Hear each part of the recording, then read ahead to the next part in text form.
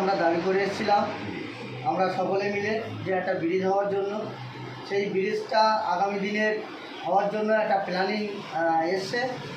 আগামী 12/9/2024 তারিখে গত বুধবার তার প্ল্যানিং নিয়ে বিডিও সাহেব, BLLNRO এবং আপনার PWDর ইঞ্জিনিয়ার সাহেব এবং সকলকে এসেছিলেন। এবং তার উপরে আমিন সাহেব ছিলেন। জমি অধিগ্রহণ করার জন্য যে মাপযোগের কাজ শুরু হবে আগামীকাল থেকে, এবং গ্রামবাসী বা আমরা সকলে তার জন্য উপকৃত হব বা সকলকে ধন্যবাদ জানাই বা আধিকারিকগণকে ধন্যবাদ জানাই যে আমাদের গাইঘাটাবাসী এবং সৌরনগরবাসীর এই দাবি পূরণ হওয়ার জন্য।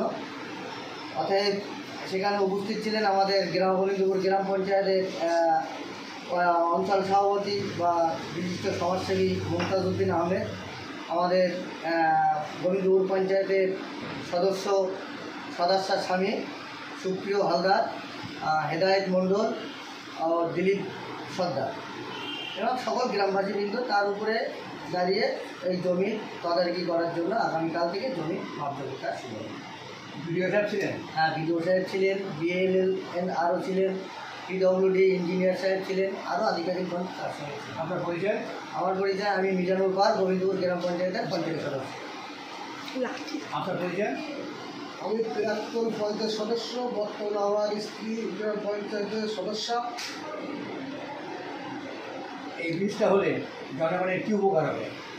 এই ব্রিজটা হলে দীর্ঘদিনে আমাদের যে একটা দাবি ছিল সেই দাবিটা পূরণ হবে এবং যাতায়াতের জন্য বনগাঁ লোকসভা কেন্দ্রে আমাদের সৌরগঞ্জে একটা থানার মধ্যে আমাদের আছে, সেই দিক থেকে আমাদের বনগাঁ যাওয়া খুব উপকৃত হবো এবং গাইঘাটা সৌরনগর ভোলা এই রোগটা যে যৌথ প্রচেষ্টা এই যে কাজটা শুরুতে চলেছে, আমি সরকারকে ধন্যবাদ জানাবো এবং আমাদের জেলা পরিষদের যে সভাধিপতি তাকেও ধন্যবাদ জানাবো যে ওনার উদ্যোগে যে ব্রিজটা আমরা দ্রুত পেরে চলেছি।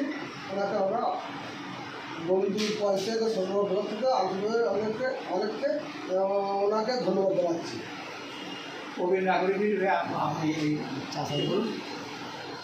সৌরনগর ব্লক এবং গাইঘাটা ব্লকের মাঝখান দিয়ে যে বিশামতী নদী গেল তার উপর দিয়ে এই ব্রিজটা আমাদের বহুদিনের দাবি ছিল, আর সেই দাবিটা আমাদের পূর্ণ হতে চলেছে।